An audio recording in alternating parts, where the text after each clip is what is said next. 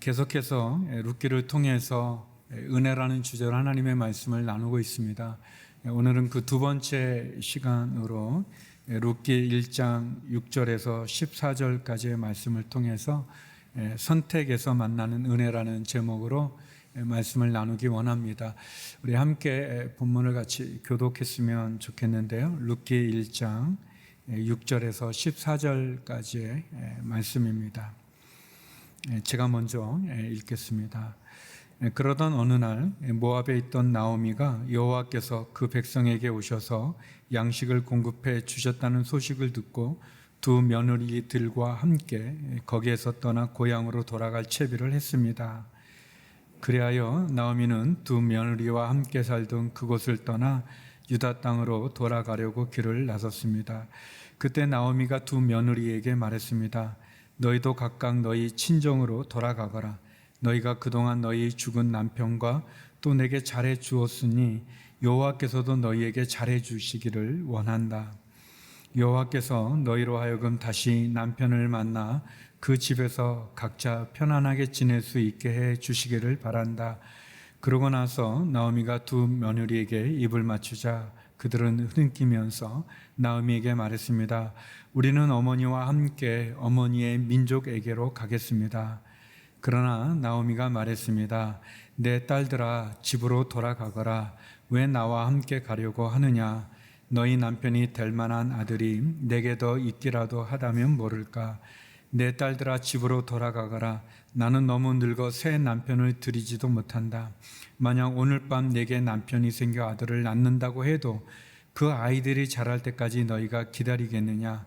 너희가 그런 것을 바라고 재혼하지 않고 있겠느냐? 아니다. 내 딸들아 여호와의 손이 나를 치셨으므로 내가 너희를 생각하면 정말 마음이 아프구나. 함께 읽겠습니다. 이 말에 그들은 또 흐느껴 울었습니다. 그러고 나서 오르바는 시어머니에게 입맞춤을 했습니다. 그러나 룻은 시어머니를 붙잡았습니다. 아멘. 룻기의 이야기는 고통과 어려운 상황 가운데서 파산한 한 여인의 이야기입니다. 파산된 인생에게 찾아오신 하나님의 은혜의 이야기이기도 합니다. 인생을 역전시키시는 하나님의 이야기라고 말할 수 있습니다. 패배하고 절망 가운데 흉년을 만난 그 인생에 찾아오신 하나님의 사랑의 이야기라고도 말할 수 있습니다. 우리가 지난 시간에 흉년에서 만나는 은혜라는 제목으로 우리를 흉년으로부터 벗어나게 하시고 풍요로운 식탁으로 또 추수로 우리를 인도해 주시는 예수님을 붙잡으라는 그런 말씀을 나누었습니다. 오늘은 두 번째 시간으로 선택에서 만나는 은혜라는 제목으로 나오미의 그리고 또 룻의 선택을 통해서 우리에게 은혜를 베풀어 주시는 하나님의 손길을 그 사랑을 여러분과 함께 나누기를 원합니다. 베들레헴에 임했던 흉년을 피해서 모압이라는 땅으로 이주했던 나오미와 그 가족은 10년이라는 시간이 지나고 나서 보니까 나오미의 남편 엘리멜렉도 죽게 되고 또 그 어려운 상황 가운데 두 아들을 키워서 또 그 두 아들 말론과 기론이라고 하는 그 아들들이 또 결혼해서 가정을 이루게 되었는데 자식을 얻지 못한 그 상황 가운데서 또 사랑하는 두 아들까지도 죽게 되어지는 참 흉년뿐인 절망뿐인 그런 나오미 그리고 두 이방 며느리 오르바와 룻 이 세 가부가 함께 지내게 되는데 소식이 들리게 됩니다. 베들레헴에서 소식이 들리는데 하나님께서 함께 하셔서 베들레헴에 풍년이 들었다고 하는 그런 소식을 듣게 되고 나오미는 이제 자기의 모압에서의 삶을 정리하고 그의 고향인 베들레헴으로 가고자 합니다. 자기를 따라오는 두 며느리를 돌려 보내고자 하는데 오르반은 그의 고향으로 떠나고 룻은 하나님과 그의 시어머니 나오미를 선택한다는 그런 내용이 오늘 본문입니다. 한 세 가지를 여러분과 함께 나누고 싶습니다. 우리가 선택을 할 때 우리가 어떻게 해야 되는가? 첫 번째는 하나님에게 주목하는 것입니다. 우리가 선택을 하게 될 때 하나님에게 주목하는 겁니다. 우리 6절 말씀 같이 한번 읽어보겠습니다. 시작. 그러던 어느 날 모압에 있던 나오미가 여호와께서 그 백성에게 오셔서 양식을 공급해 주셨다는 소식을 듣고 두 며느리들과 함께 거기에서 떠나 고향으로 돌아갈 채비를 했습니다. 성도 여러분, 하나의 문이 닫혀지면 또 다른 문이 열린다는 사실을 기억하시기 바랍니다. 내가 앞으로 가고자 하는 그 문이 닫혔을 때 그것이 끝이 아니라, 그것이 결론이 아니라 하나님께서는 또 다른 문을 여신다는 것을 기억하시기 바랍니다. 만약 동서남북 사방이 다 막혀 있다면 하늘은 열려 있다는 것은 또 땅으로 갈 수 있다는 것을 기억하시기 바랍니다. 하나님께서 동서남북 사방을 막으시고 심지어 하늘도 막으시고 땅도 막으신다고 해서 우리에게 끝난 것이 아님을 기억하시기 바랍니다. 우리가 알 수 없는 방법으로 하나님은 새로운 문을 열어주시는 분이십니다. 인간의 절망이 하나님의 희망의 시작이 되는 것을 보게 됩니다. 우리가 포기하지 않고, 우리가 절망하지 않고 좌절해서 우리가 우리 자신을 스스로 절망의 구덩이로 우리를 몰아가지 않는 한 우리에게는 희망이 있습니다. 왜냐하면 하나님이 우리를 포기하지 않기 때문에 그렇습니다. 성도 여러분, 하나님이 우리를 포기하지 않으면 우리에게는 희망이 있습니다. 믿으시는지요? 우리가 아무리 자신감이 넘치고 우리의 상황과 형편이 아무리 좋아도 하나님이 막으시면 우리는 한 걸음도 전진할 수 없습니다. 그러나 사방이 막혀도 우리가 우리의 경험이나 이성으로 볼 때 우리의 상황이 한 걸음도 나아갈 수 없다고 느낄지라도 하나님께서 길을 여시면 막을 사람이 없습니다. 하나님께서 하시겠다고 말씀하시면 반드시 이루시는 것이 하나님의 능력이죠. 오늘 본문에 보니까 나오미가 소식을 듣게 돼요. 어떤 소식을 듣냐면 하나님께서 그 백성에게 오셔서 양식을 공급해 주셨다. 다시 말하면 흉년으로 어려웠던 베들레헴에 하나님이 함께 하심으로 그 땅에 풍년이 들었다는 소식을 듣게 됩니다. 나오미가 어떤 소식을 들었냐면 하나님이 하신 일에 대한 소식을 듣게 되는 거예요. 하나님이 자기 백성에게 긍휼을 베풀어 주신, 하나님이 자기 사랑하는 백성들에게 은혜를 베풀어 주신, 하나님이 흉년을 당한 그 베들레헴에 곡식이 넘쳐나게 되는 풍년을 베풀어 주신 소식을 들음으로 나오미는 희망을 보게 된 겁니다. 희망을 보게 된 거죠. 나오미가 하나님의 하신 일에 주목했고 하나님이 하신 그 일에 대한 소식을 듣게 된 겁니다. 세상의 소식을 들은 게 아니라, 사람의 이야기를 들은 게 아니라 하나님이 하신 일을 주목하고 하나님이 하신 일을 듣게 된 겁니다. 그럴 때 나오미가 그의 절망적인 상황 속에서 희망을 갖게 된 거죠.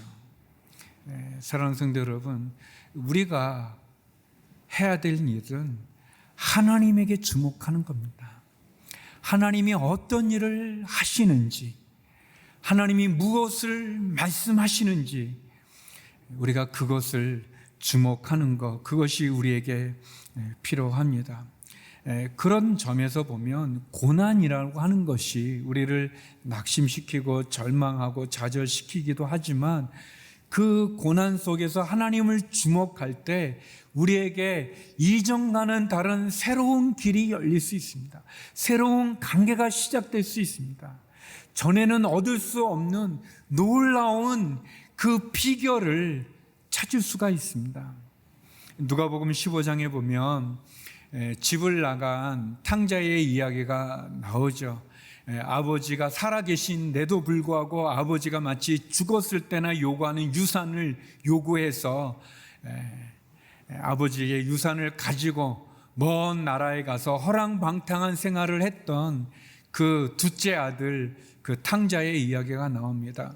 이 탕자가 그가 가지고 있었던 아버지의 유산을 가지고 허랑방탕하게 보냈던 그 시간이 지나고 그가 가지고 있던 그 재산이 다 허비되어 낭비되어 하나 또 없어지게 되어져서 그가 심지어 돼지가 먹는 그 쥐엄 나무 열매로 그 배를 채우고자 하는데 그것조차 주지 않는 그런 그 절망과 고난의 그 상황 가운데서 세상의 소망이 다 끊어지게 되었을 때 이 탕자가 기억하게 됩니다.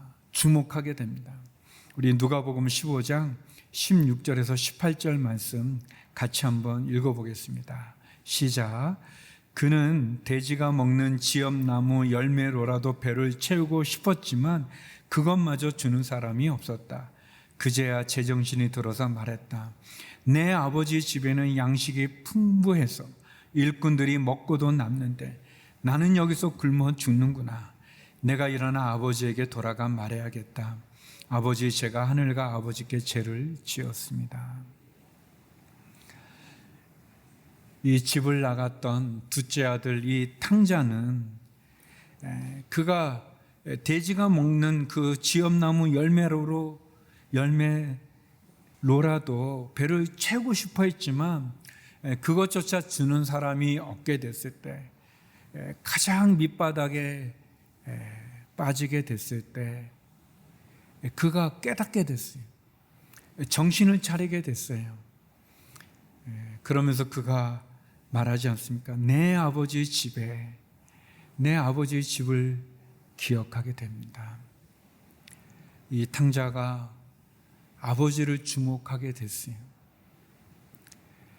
우리가 하나님을 주목할 때 절망적인 상황 속에서 고난을 통해서 아버지의 집을 기억했던 둘째 아들처럼 우리가 하나님을 주목할 때, 하나님의 말씀을 듣게 될 때, 하나님에게 우리의 마음을 쏟아놓게 될 때, 십자가 앞에 나오게 될 때, 그때 우리의 막힌 문, 또 다른 문이 열리는 은혜를 경험하게 될 것입니다. 하나님이 그런 은혜를 우리들에게 베풀어 주시는 거죠. 나오미는 남편도 잃고 두 아들도 잃고 참 절망적인 그 상황 속에서 그는 하나님의 하신 일을 주목했습니다. 하나님이 베들레헴에게 행하신, 자기 백성에게 행하신 그 소식을 주목함으로 그에게 새로운 문이 열리게 되죠. 사랑하는 성도 여러분, 여러분이 절망 가운데 있다면, 고난 가운데 있다면 우리는 이 시간 하나님에게 주목할 수 있기를 주의 이름으로 축원합니다. 그분이 행하시는 일, 그분이 우리에게 말씀하시는 것, 우리를 향한 그분의 뜻에 주목할 수 있기를 원합니다. 두 번째, 우리는 무엇을 선택하는가? 그것은 회개를 통해서 기회를 얻는 것입니다. 회개를 통해서 기회를 얻는 것이죠. 우리 7절 말씀 같이 한번 읽어보겠습니다. 시작. 그리하여 나오미는 두 며느리와 함께 살던 그곳을 떠나 유다 땅으로 돌아가려고 길을 나섰습니다. 이제 하나님의 하신 일을 주목했던 나오미는 그 두 며느리와 함께 살던 그곳을 떠나 이곳이 어떤 곳입니까? 하나님의 약속의 땅을 떠나서 그들이 인간적인 생각으로 갔던 그곳, 양식을 쫓아왔던 그 땅이었죠. 그러나 거기에는 하나님이 계시지 않았고, 그리고 그 땅 가운데서 10년이 지났을 때 나오미는 진짜 모든 것을 잃어버리고만 그 절망의 곳이죠. 마치 소돔과 고모라처럼 보기에는 에덴 동산처럼 풍요로웠지만 그곳엔 하나님이 계시지 않았고 결국은 불로 심판을 받을 수밖에 없는 그런 곳. 나오미는 그곳에서 이제 떠나 다시 약속의 땅으로 돌아가려고 길을 나섰다라고 되어 있습니다. 중요한 건 회개입니다. 근데 회개라고 하는 거는 뭐냐면 방향을 바꾸는 거죠. 방향을 바꾸는 거예요. 이제 나오미가 전에 양식을 따라서 베들레헴에서 양식을 따라 모압까지 갔다면 이제는 양식이 아니라 하나님을 따라서 하나님을 주목해서 하나님을 향해서 나가는 거죠. 회개는 하나님을 향해서 방향을 바꾸는 것입니다. 회개는 십자가를 향해서 나가는 것입니다. 예수님을 향해 나가는 겁니다. 세상을 쫓아가는 것이 아니라 내 욕심을 따라가는 것이 아니라 내 탐욕을 따라가는 것이 아니라 내 제 습관을 따라가는 것이 아니라 말씀을 따라 예수님을 따라 십자가를 따라 하나님을 따라 방향을 바꾸는 것. 잘못된 길로 간다면 방향을 바꾸는 겁니다. 돌이키는 거죠. 결심만 하는 것이 아니라 생각만 하는 것이 아니라 실제 행동으로 옮기는 것입니다. 행동으로 옮기는 것이죠. 세례 요한이 많은 사람이 세례를 받고자 세례 요한에게 나왔습니다. 세례 요한에게 나올 때 세례 요한이 이런 말을 합니다. 마태복음 3장 8절 말씀인데요. 우리 같이 한번 읽어보겠습니다. 시작. 회개에 알맞는 열매를 맺으라. 바리새인들과 사두개인들이 세례 요한에게 나오는데 세례 요한이 그들에게 말하는 거예요. 회개하느냐? 그러면 회개에 합당한 열매를 맺어라 라고 얘기하는 겁니다. 우리에게 필요한 것은 생각만 하는 게 아니라 마음의 결심만 하는 게 아니라 행동으로 옮기는 것, 삶의 변화를 갖는 것, 그것이 중요하죠. 그런데 그 회개가 우리에게 기회를 준다는 거예요. 기회를 준다는 거예요. 여러분, 우리가 기회를 얻는다는 것만큼 큰 축복이 없습니다. 사실 세상은 우리들에게 많은 기회를 주지 않죠.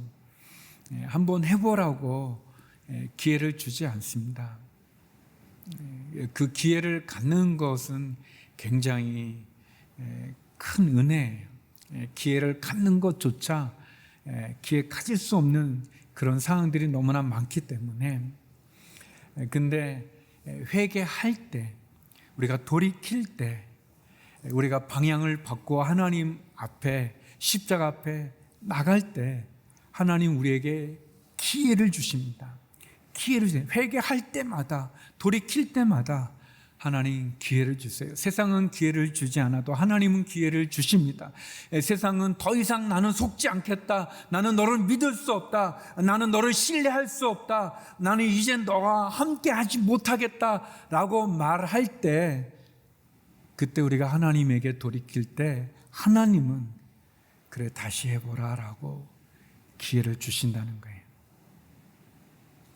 중요한 건 우리가 마음만 먹는 게 아니라 생각만 하는 게 아니라 길을 떠난 것처럼, 나오미가 길을 떠났다 그랬잖아요. 길을 떠난 것처럼, 길을 떠난 것처럼, 회개에 합당한 열매를 맺으라고 말씀한 것처럼 아주 작아도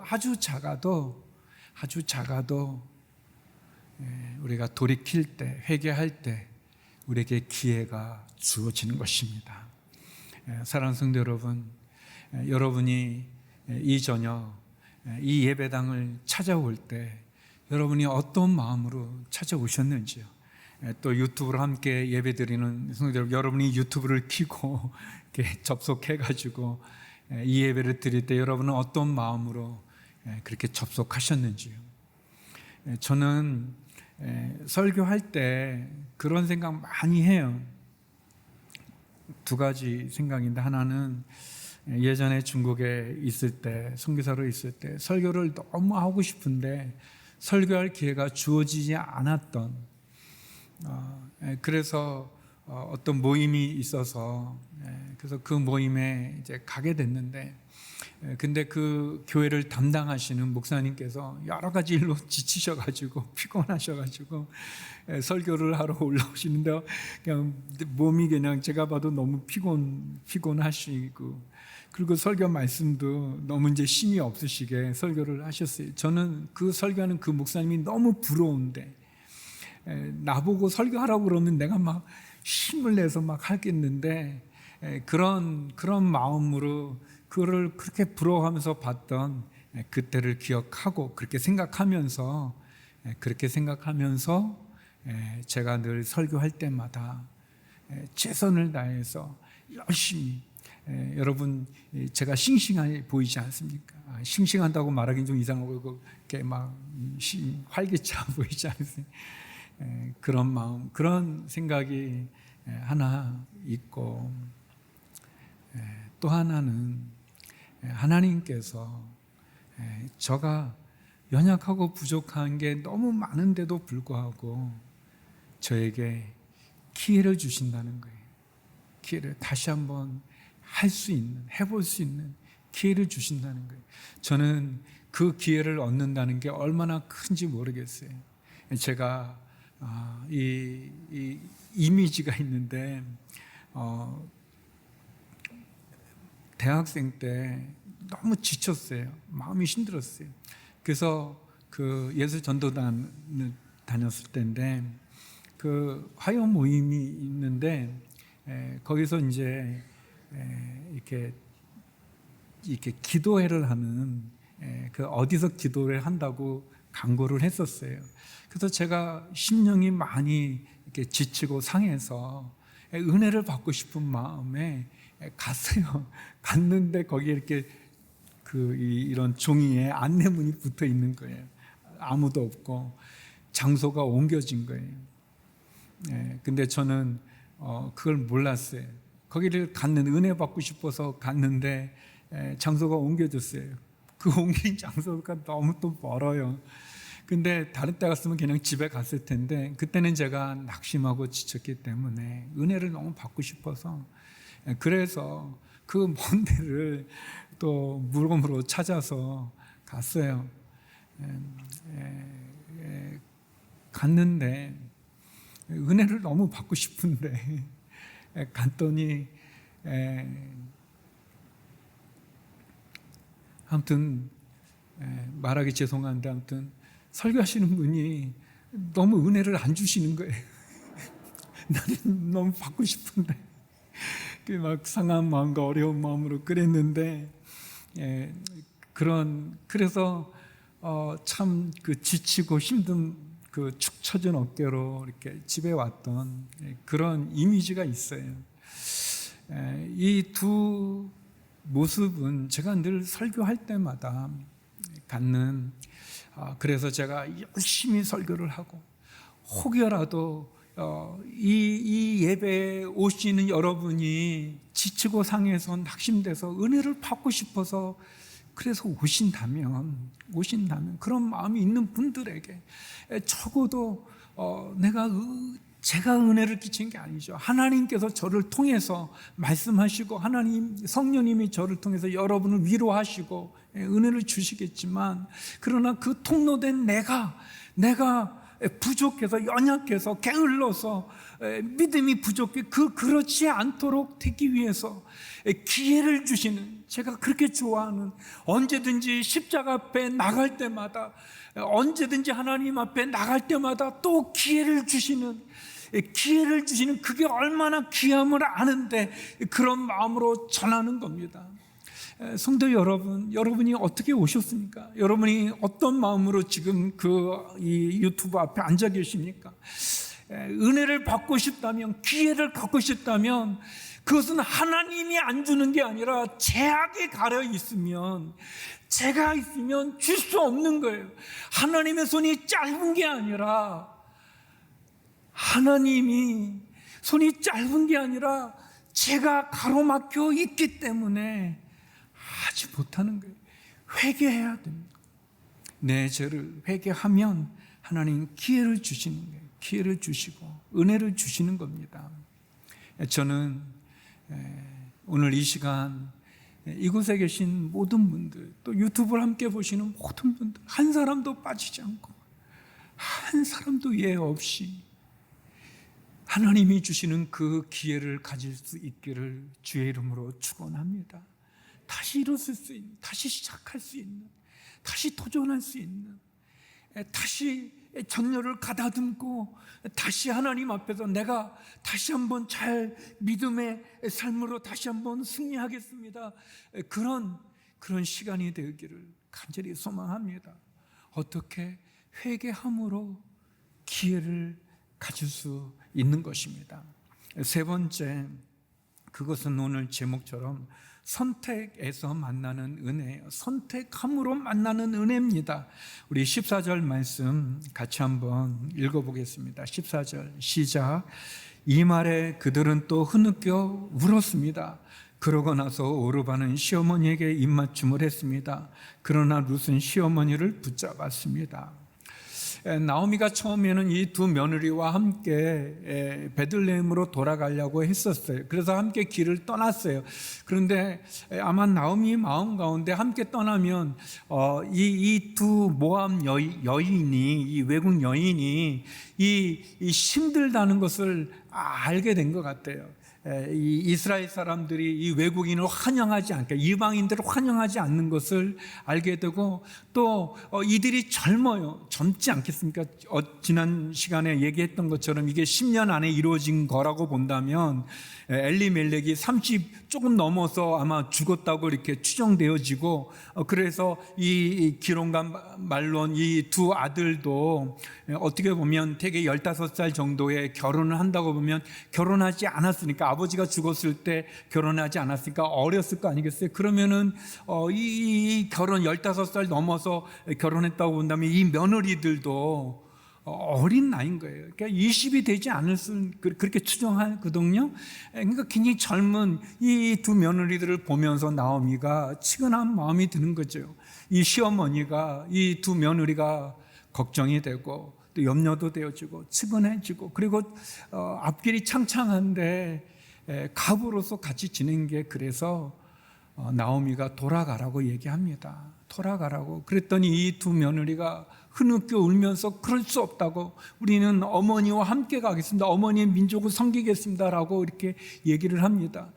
그러나 나오미가 간곡하게 얘기합니다. 힘을 다해서 얘기를 합니다. 내가 너희들에게 또 그 남편을 줄 수도 없지 않냐, 내가 새로 이렇게 해서 자녀를 낳을 수도 없고, 나는 늙었다, 너희들은 새로운 남편을 만나서 새로운 삶을 살아라라고 간곡하게 또 얘기를 합니다. 그랬더니 우리가 읽었던 14절 말씀처럼 오르바는 시어머니에게 입을 맞추고 자기의 고향으로 돌아갑니다. 근데 룻은 여기 14절 마지막에 보니까 시어머니를 붙잡았다 그랬어요. 룻은 시어머니를 선택하는 거죠. 시어머니뿐 아니라 시어머니의 하나님을 선택하는 겁니다. 새로운 남편을 얻을 수 있는, 또 자기의 고향에서의 편안한 삶, 그거를 선택하지 않고 시어머니를 통해서 알게 된 하나님과 그 시어머니를 붙잡은 거예요. 이렇게 붙잡은 겁니다. 이 붙잡았다는 단어가 이 다바크라고 하는 히브리어를 쓴대요. 이렇게 주석을 보니까 그렇게 됐어요. 이게 뭐냐면 딱 달라붙은 거 있죠. 이렇게 딱 본드로 이렇게 붙여서 딱 달라붙은, 딱 달라붙었다, 그런 뜻이래. 매달린다, 뭐 그런 뜻입니다. 룻은, 이 며느리는, 이 룻은 나오미에게 딱 달라붙은 거예요. 딱 달라붙어서 매달리듯이 떨어지지 않으면서 그렇게 하나님을 택하는 거예요. 그렇게 시어머니를 선택한 거예요. 근데 그것이 은혜가 되는 거예요. 그것이 은혜가 되는 거예요. 사도 바울이라고 하는 분이 계시죠. 사도 바울은 세상적으로 자랑할 것이 참 많았던 분입니다. 참 많은 분인데 사도 바울이 빌립보서 3장 7절에서 9절 앞부분에 보면 이런 고백을 합니다. 사도 바울이 그러나 내게 유익하던 것들을 나는 그리스도 때문에 다 해로운 것으로 여깁니다. 내가 참으로 모든 것을 해로 여기는 것은 내 주 그리스도 예수를 아는 지식이 가장 고상하기 때문입니다. 그분으로 인해 내가 모든 것을 잃어버리고 심지어 배설물로 여기는 것은 내가 그리스도를 얻고 그 안에서 발견되기 위한 것입니다. 그렇게 고백하고 있어요. 사도 바울이 세상적으로 자랑할 것이 참 많은 분인데 성공 가도를 달릴 수 있는 조건이 참 많은 분인데 그런 모든 것을 다 해로 여긴다는 거예요. 배설물로 여긴다는 거. 왜? 내가 예수님 그리스도를 아는 지식이 가장 고상하기 때문에, 예수님이 가장 소중하기 때문에 내가 다른 모든 것을 다 포기한다라는 거예요. 다시 말하면 사도 바울은 예수님을 붙잡은 거예요. 예수님에게 딱 붙어 있는 거예요. 그런데 그 예수님께 딱 붙어 있는 게 육신적으로는 고통이 있고 육신적으로는 아픔이 있고 육신적으로는 힘이 들지만, 그러나 그게 그 어떤 것으로도 줄 수 없는 기쁨이 있다는 거예요. 행복이 있다는 거예요. 즐거움이 있다는 거예요. 사랑하는 성도 여러분, 여러분은 그런 경험이 있으신지? 주님과 함께 있는 게 마치 천국에 있는 것처럼, 지금 여기가 좋사오니 그것처럼 하나님, 주님이 주시는 그 은혜가 너무 좋아서 다른 모든 것이 안개처럼 사라져버리는 것처럼, 다른 모든 것이 내게 의미를 갖지 않는, 전에는 내가 이것을 위해서 막 따라왔는데, 이것을 이루기 위해서 막 했는데, 그것보다 더 큰 예수님이 계셔서 너무너무 좋아서 다른 것들은 다 의미를 사라져버리는 그런 경험이 여러분에게 있으신지, 그것을 맛보는, 그것을 경험하는 여러분이 되기를 주의 이름으로 축원합니다. 너무너무 좀 저에게는 그렇게 아까 말했던 힘든 시간도 있었지만 지금 말하는 그런 시간도 있어요. 주님으로 그냥 모든 게 좋은, 다른 거는 다 의미가 없는. 근데 문제는 이제 그게 계속 됐으면 좋겠는데 되게 하루 이틀 빼니 안 가는 게 문제인데, 그러나 그런 경험이 제 인생의 삶 속에 있을 때마다 너무너무 좋아요, 여러분. 그것은 진짜 세상이 줄 수 없는 기쁨. 저는 하나님이 주시는, 그 예수님이 주시는, 성령님이 주시는 그 기쁨이, 바울의 이 고백이 우리의 고백이 되기를 원합니다. 예수님이 이런 말씀을 하셨어요. 요한복음 15장 4절에서 6절 말씀인데 우리 같이 한번 읽어보겠습니다. 시작. 내 안에 머물러 있으라. 그러면 나도 너희 안에 머물러 있을 것이다. 가지가 포도나무에 붙어 있지 않으면 스스로 열매를 맺지 못하는 것처럼 너희도 내 안에 있지 않으면 열매를 맺을 수 없다. 나는 포도나무여 너희는 가지다. 그가 내 안에 있고 내가 그 안에 있으면 그 사람은 많은 열매를 맺는다. 나를 떠나서는 너희가 아무것도 할 수 없다. 누구든지 내 안에 있지 않으면 그 사람은 쓸모없는 가지처럼 버려져 말라버린다. 사람인들이 그런 가지들은 모아다가 불 속에 던져 태워버린다. 세상의 그 어떤 영광도 재물도 성공도 다 내려놓고 오직 주님, 내가 주님 안에 있고 주님이 내 안에 있어 주님과 내가 하나가 되어지는, 주님 안에 딱 붙어있는 그 선택으로 누리는 그 은혜가 저와 여러분과 함께하기를 주의 이름으로 축원합니다. 룻은 하나님과 시어머니 나오미를 붙잡았어요. 그리고 우리가 아는 것처럼 룻은 다윗의 조상이 되어지고 예수님의 조상이 되어지고 그리고 우리가 기억하는 가장 아름다운 여인의 한 분으로, 믿음의 여인으로 우리에게 기록되어지고 나눠지고 또 이렇게 설교하고 있는 거죠. 사랑하는 성도 여러분, 우리는 순간순간 선택하지 않습니까? 우리는 하루하루마다 여러 번 선택하지 않습니까? 중요한 선택을 우리가 하게 되어지죠. 우리가 무엇을 선택할까요? 하나님에게 주목함으로 새로운 삶을 사는 은혜를, 그 기회를 갖는, 양식을 쫓아 살아가는 삶에서 믿음으로 하나님을 주목하는 그러한 삶으로, 또 회개하고 돌이킴으로 기회를 얻는, 선택하고 결단하는, 방향을 바꾸는. 그래서 룻이 하나님과 그의 시어머니 나오미를 선택함으로 새로운 삶을 살아가는 것처럼, 사도 바울이 그리스도라는 가장 고상한 지식으로 인해 그가 가졌던 모든 것들을 배설물로 여겼던 것처럼, 예수님이 내 안에, 내가 예수님 안에 거하여 예수님과 내가 하나가 되어지는 그 세상이 줄 수 없는 그 영적인 그 은혜의 자리로, 그 기쁨의 자리로, 그래서 십자가를 붙잡고 예수님을 붙잡고 하나님을 붙잡고 다시 일어서는 저와 여러분이 되기를 주의 이름으로 축원합니다.